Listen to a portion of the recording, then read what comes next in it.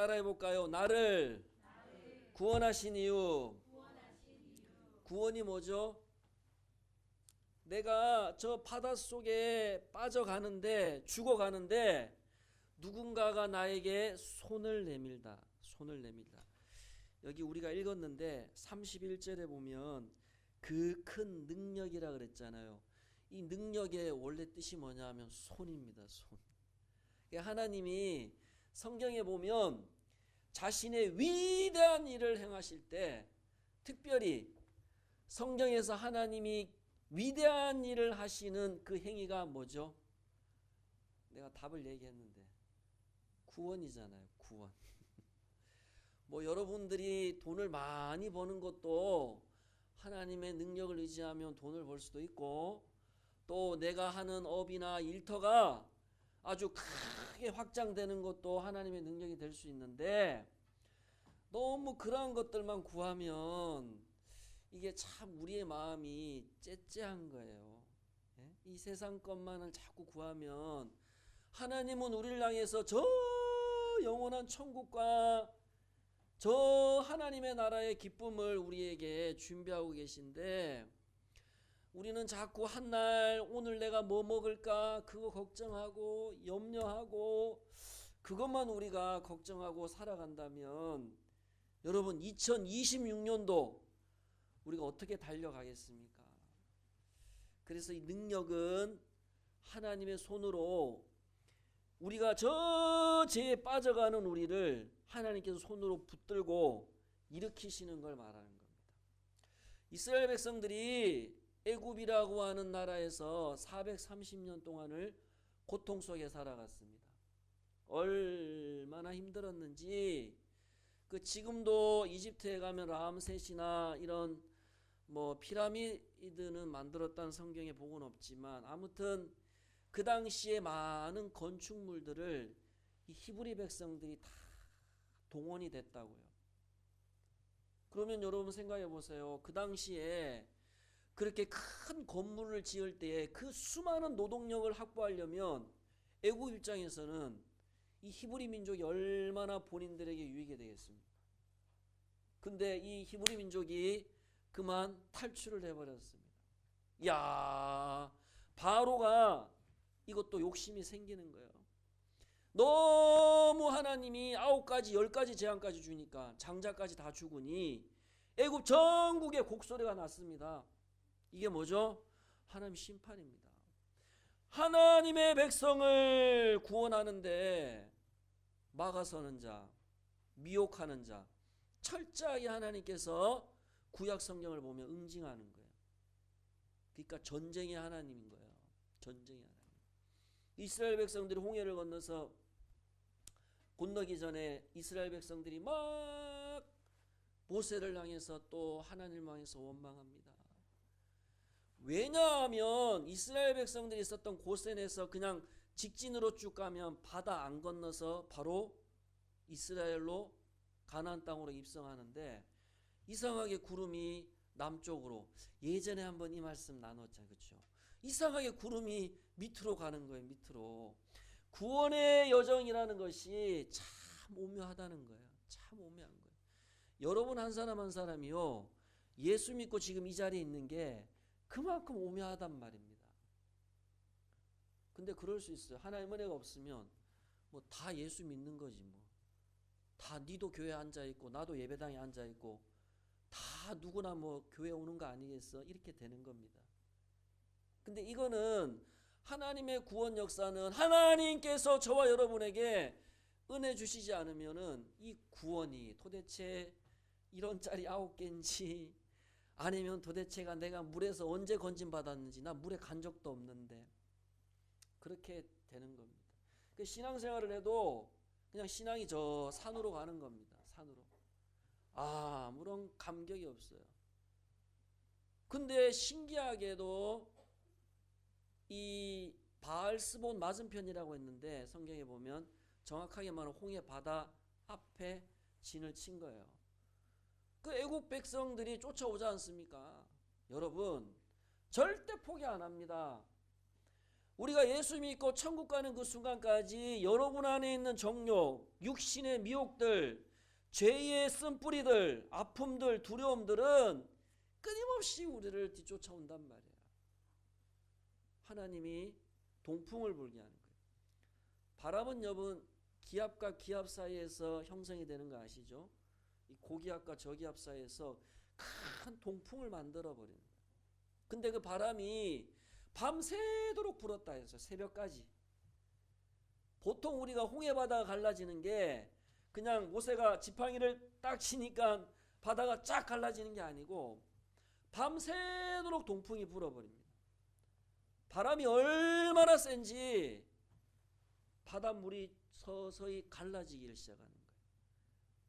그게 밤새도록 그런 작업이 일어난 거예요. 그러니까 이 이스라엘 백성들 앞에 홍해가 갈라지는 이 사건은요, 하루 종일 걸리는 사건입니다. 서서히 열리는 거야. 이야, 이게 기적 아니겠습니까? 근데 백성들이 원망하다가 갑자기 새벽에 바다가 갈라지니 원망이 감사로 바뀌는 거예요. 그래서 그 자리에서 짐을 다 싸고 가자! 그러는 거예요. 모세를 따라 가자! 또 가는 겁니다. 길이 막혔는 줄 알았는데 내가 예수 믿고 구원의 여정이 야, 어떻게 이런 아픔이 나에게 올까? 담이 또 있잖아요. 또 내가 생각하지 못했던 그러한 아픔들이 우리의 앞길을 막아설 때에 여기서 끝이구나 할 때 또 하나님이 문을 또 열어주시는 겁니다. 그래서 이스라엘 백성들이 또 짐을 싸고 가축을 끌고 아이를 등에 업고 할머니 할아버지를 모시고 이 얼마나 바람이 세게 불었는지 바다가 열렸는데 그 땅이 육지처럼 걸어갈 수 있다 했습니다. 그러니까 바람으로 그 바다 밑바닥의 땅을 하나님이 말라버린 거예요. 완전히 걸을 수 있도록. 그렇게 해서 이스라엘 백성들이 홍해길을 건너갑니다. 여기 27절에 보게 되면 모세가 곧 손을 바다 위로 내밀매 새벽이 되어 바다의 힘이 회복된지라. 이 새벽이 되어서 그제서야 바다의 힘이 회복이 된다. 애굽 사람들이 물을 거슬러 도망하나 여호와께서 애굽 사람들을 바다 가운데 엎었다. 그러니까 이게 간발의 차이라는 거예요. 이스라엘 백성들은 200만 명이 넘기 때문에 이동 속도가 느려요. 근데 애굽은 병거 600승에 마병 합쳐봐야 한 2,000명? 이게 말을 타고 오기 때문에 금방 뒤쫓아온단 말이에요. 근데 하나님이 이스라엘 백성들 앞에 있는 구름을 저 애국 군대로 이동하게 해서 애국 군대만 있는 곳에 어둠을 만들어 버리는 거예요. 어두워서 앞을 분간을 못하는 거예요. 그렇게 해서 시간을 벌게 해주고 이스라엘 백성들이 홍해를 건너서 아주 빨리 안전하게 지나갈 수 있도록 하게 해주시는 거예요. 그러고 나서 이 애국 군대가 그 흑암을 뚫고 이스라엘 백성들이 건너갔던 그 홍해길을 따라 뒤쫓아갑니다. 근데 방금 읽었던 대로 모세의 손이 다시금 바다 위를 향했을 때에 어떻게 됩니까? 바다의 힘이 회복됐다는 것은 바람이 약해지면서 물이 어떻게 됩니까? 양쪽에 갈라져 있던 이 바닷물이 팍 부딪히면서, 여러분 물이 무게가 얼마나 무거운지 아시죠? 제 생각엔 아마 이 애굽 백성들의 살이 다 부서졌을 거예요. 아마 병거는 말할 것도 없고. 그래서 여기 표현이 보니까 27절에 엎어버렸다. 엎어버렸다. 뜻이 뭐냐 하니까 털어버렸다. 따라해볼까요? 저 따라해보세요. 털어버렸다. 옆에 사람한테 그렇게 얘기해보세요. 털어버려. 털어버린다는 거예요. 털어버린다. 하나님이 물로 애굽 백성들을 그냥 확 털어버리는 거예요. 그냥. 예전에 제가 어릴 때, 요즘은 그런 게 안 보이는데 먼지털이 아시죠? 먼지털이로 여기 뭐 책상이고 뭐고 다 먼지는 거 다 털어버리잖아요. 한순간에 애굽 병사들을 털어버리는 거예요. 이스라엘 백성들이 430년 동안 그렇게 고통당하고 그렇게 억울하고 답답하고 힘들었던 그 모든 고통과 죄의 끈앞풀들을 다 털어버려요. 하나님이 우리를 왜 구원하셨냐 하면 더 이상 죄의 종로로 타지 말라는 거예요. 내가 구원을 받았다는 것은 뭐냐 하면 애굽에서의 삶을 완전히 청산을 해야 돼요. 그리고 홍해를 건너서 이제는 자리 이동이잖아요. 애굽에서의 삶이 아니고 노예에 따라서 그냥 주는 대로 죄 가운데 빠져서 살아가는 삶이 아니고 구름 기둥을 가지고 살아가는 삶이란 말이에요. 하나님 말씀을 쫓아 살아가는 삶입니다. 하나님이 내 인생의 주인이 되는 삶이란 말이에요. 근데 우리가 예수를 믿어도 아직 홍해를 건너지 못한 분도 계시는 것 같아요. 아니면 어떤 분은 저 애굽에서 아직도 정리가 안 되셨어요. 여전히 그 입에 혈기가 있고 고집이 있고 자기 마음대로 살고 싶고 자기 욕구대로 살고 싶고 옛된 우리의 죄의 본성들을 완전히 정리를 하는 거란 말이에요. 그게 구원 역사입니다. 저와 여러분들 하나님께서 왜 구원해 주셨습니까? 저와 여러분들은 이제 하나님의 자녀예요. 죄의 본성을 따라가는 그런 죄인이 아니란 말이에요. 하나님 뭘 했습니까? 아브라함이 하나님을 믿음에 그를 의로 여기셨다. 의인이 됐단 말이에요. 물론 우리가 연약하기 때문에 여전히 죄가 주는 그런 정죄감이 있어요. 네가 뭐 예수를 믿어가지고 그리고 야 예전에 네 마음대로 살았잖아. 뭐 그렇게 거룩하게 사냐. 이게 마귀가 주는 정죄거든요. 정죄. 그런 것들을 하나님이 다 엎어버렸다는 거예요. 그러니 하나님 자녀로 살면서 죄에 빠져가지고 두려워하고 낙심하고 절망하고 우울해하고 걱정하며 사는 거 그 하나님이 바라지 않지 않습니까? 하나님이 유월절 어린 양을 통해서 예수님을 통해서 저와 여러분을 살려주셨단 말이에요. 그럼 2026년도에는 아이고 걱정하며 살지 맙시다. 우리 옆에 분에게 그렇게 인사할까요? 걱정하며 살지 맙시다. 앞뒤로 걱정하며 살지 맙시다. 걱정하지 맙시다. 하나님이 다 엎어버렸는데 털어버렸는데 왜 자꾸 우리는 우리 스스로 또 먼지를 묻혀가지고 또 다시금 홍해를 건넜는데 다시금 애굽으로 되돌아갈 겁니까? 구원받았는데 다시금 옛 습관대로 사실 거예요? 혈기 부리고 아직도 그것을 해결하지 못해서 자기 정죄에 빠져서 살아갈 겁니까? 그렇게 살지 맙시다. 하나님이 이미 값주고 우리를 사셨는데 우리는 당당한 하나님의 구원의 자녀란 말입니다. 이스라엘 백성들이 이 바다 홍해길을 걸으면서 성경에 보니까 바닷물이 벽이라 그랬어요. 벽이라 그랬어요. 이게 얼마나 바람이 정확하게 불었는지 이 바닷물 자체가 벽이 되어서 이스라엘 백성들이 걸어갈 수 있도록 했다는 거예요. 그거를 걸어가면서 이스라엘 백성들이 어떤 생각을 했을까요? 조금 전까지 이스라엘 백성들이 하나님을 향해서 원망했잖아요. 불평했잖아요. 우린 끝이다. 하나님 믿어도 소용이 없구나.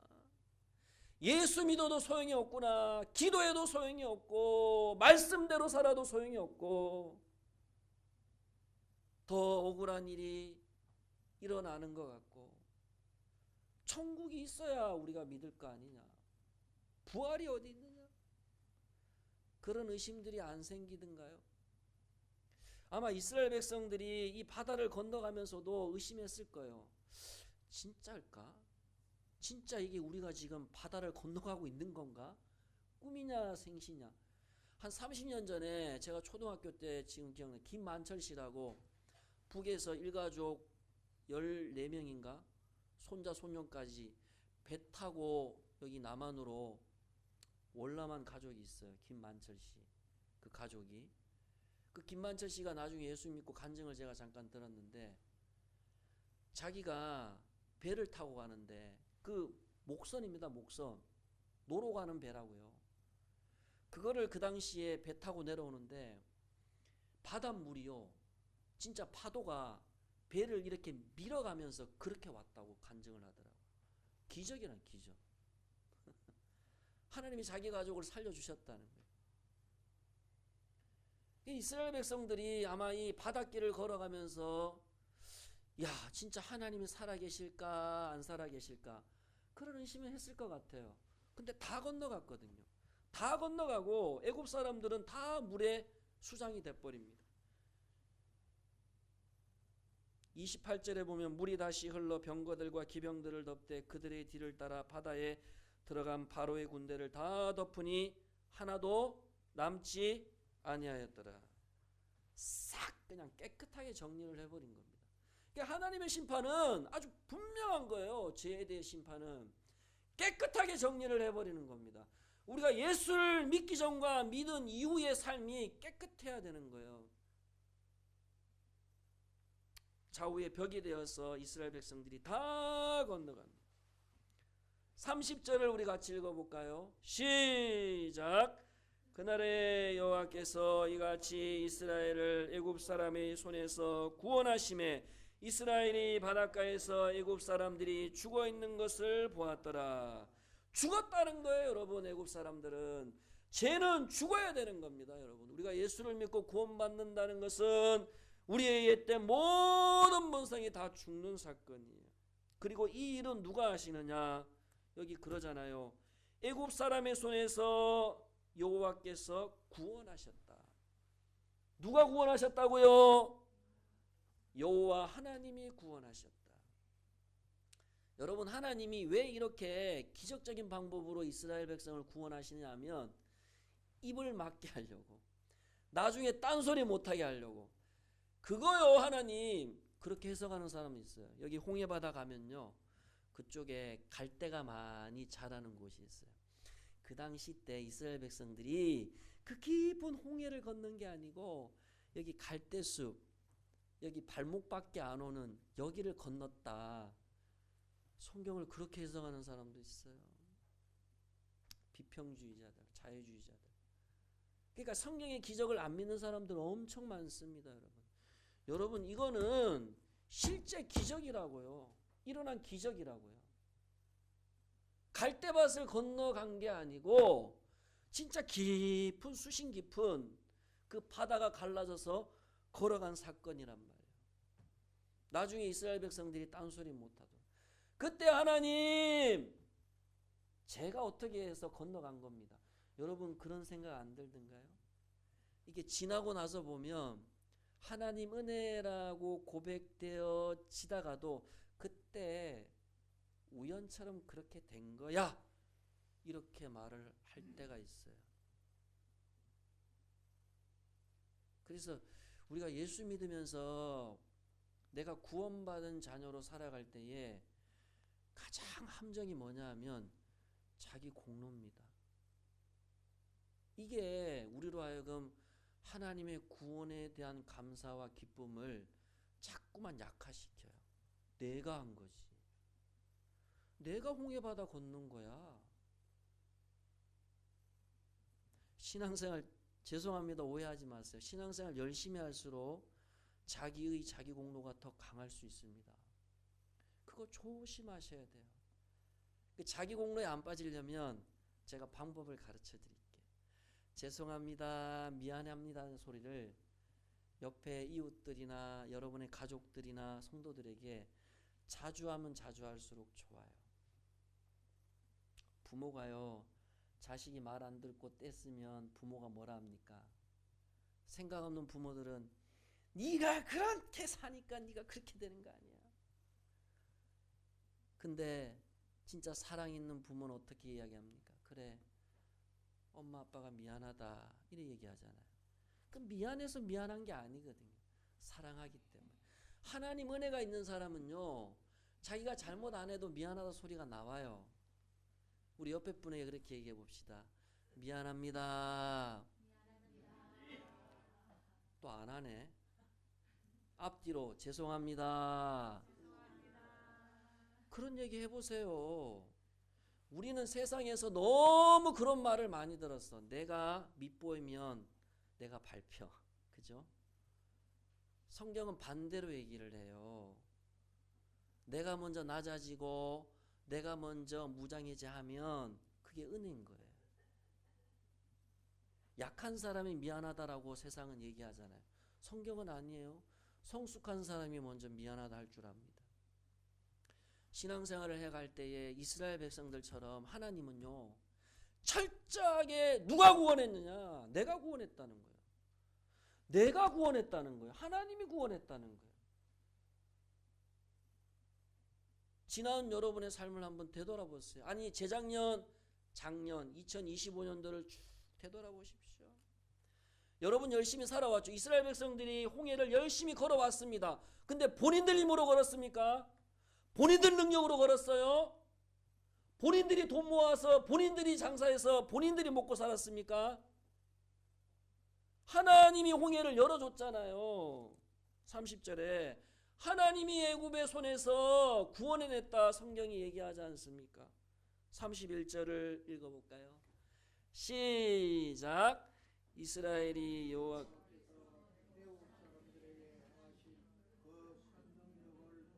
됐습니다.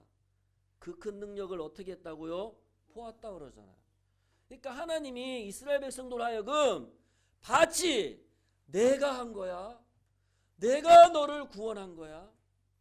그래서 개혁주의자들이요, 종교개혁 때 막 교회가 부패해가지고 면죄부 사라, 천주교처럼 선행 많이 해야 구원받는다. 그런 말이 성경에 어디 있어요? 선행해서 구원받을 것 같으면 죄송한데 여기에 구원받을 사람 몇 명 있습니까? 은혜입니다, 여러분. 우리가 구원받은 거 하나님이 하신 거란 말이에요. 인간의 공로가 딱 들어가면요, 하나님 은혜고 감사가 없는 거예요. 그러니까 예수를 믿는데, 죄송한 말인데 오래 믿을수록요 감사가 없어요. 왠 줄 아세요? 자기가 했거든. 자기가 예수 믿었다는 거예요. 이스라엘 백성들이 하나님을 믿었습니까? 하나님이 이스라엘 백성들을 구원했습니까? 다시 질문합니다. 너무 쉬운데 이스라엘 백성들이 하나님을 믿었습니까? 하나님이 이스라엘 백성들을 구원했습니까?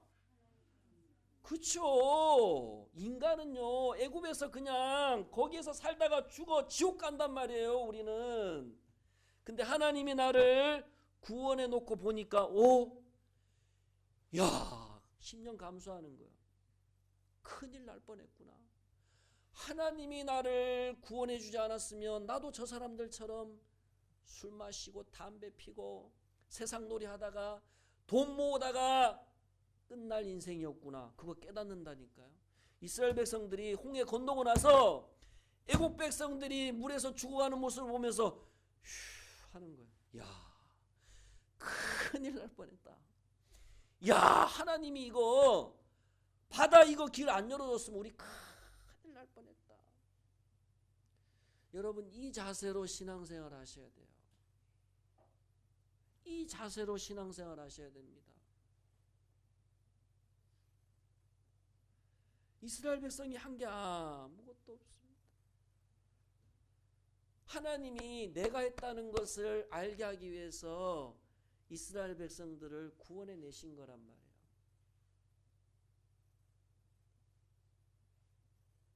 우리 희곡교회 성도님들 참 지금까지 수고하셨어요. 근데 그 수고도요, 하나님이 수고에 힘을 주지 않으면 어떻게 수고할 수 있냔 말이에요. 뭐 하나 하나님 은혜가 없잖아요. 없는 게 없는데. 그래서 제가 진짜 웃자고 하는 거 아니에요. 미안합니다, 죄송합니다 소리를 자주 하시면 좋아요. 성도들에게, 가족들에게, 이웃들에게 자주 하세요. 자주. 그게 여러분들이 하나님으로부터 구원받은 것에 대해서 조금이라도 빚을 갚는 거예요.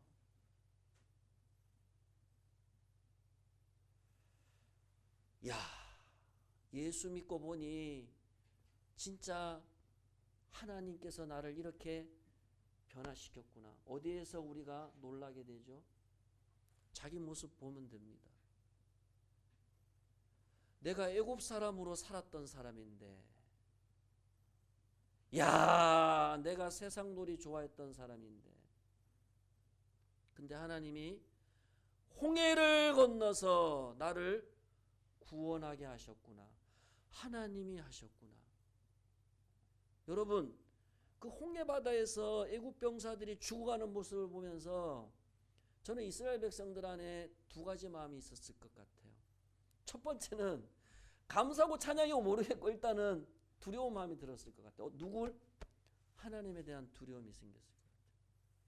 하나님 진짜 무서운 분이에요.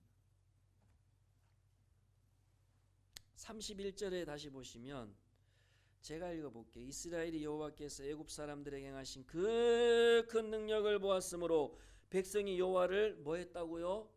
경외했다는 거예요. 그러니까 이스라엘 백성들의 첫 반응이 뭐냐면 두려움입니다. 두려움. 여러분, 내가 하나님으로부터 구원받았다는 사실은요, 1차적으로 두려움입니다. 세상의 모든 사람들이 다 구원받으면 두려움이 있겠어요? 근데 옆에 있는 사람은 죽어가는데 나를 하나님이 구원했다? 이게 두려움이라니까요. 이게 하나님의 공의라니까요. 얼마나 두렵습니까, 여러분? 근데 이 경외라는 단어 속에 예배라는 단어도 있어요. 예배. 두려움이 결국은 하나님에 대한 경외로 나타나지 않습니까?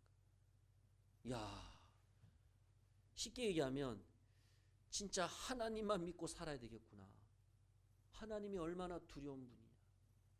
그러면서 15장 1절에 보니까 우리 이 말씀 다 같이 한번 읽어봅시다. 15장 1절입니다. 시작.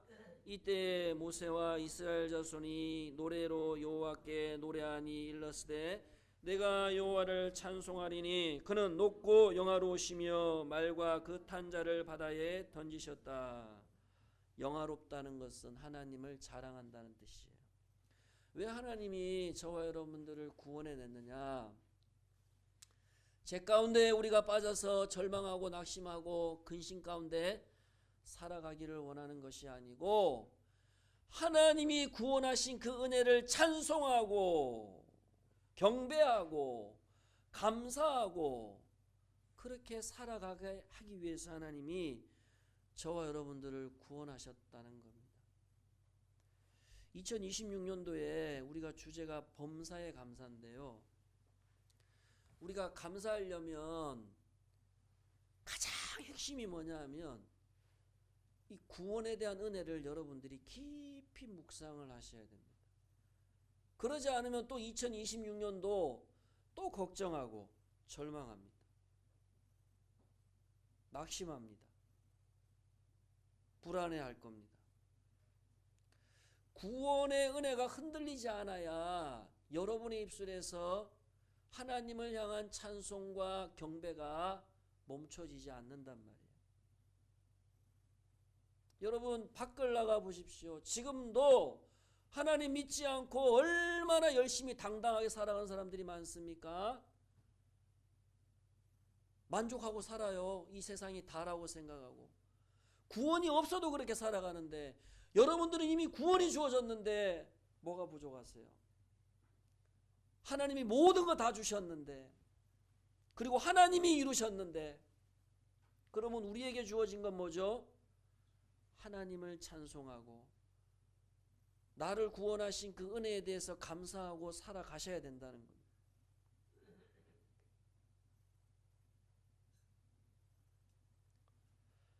한 주간도 살아가시면서 우리가 1월 한 달을 감사의 주제를 가지고 말씀을 나눌 겁니다.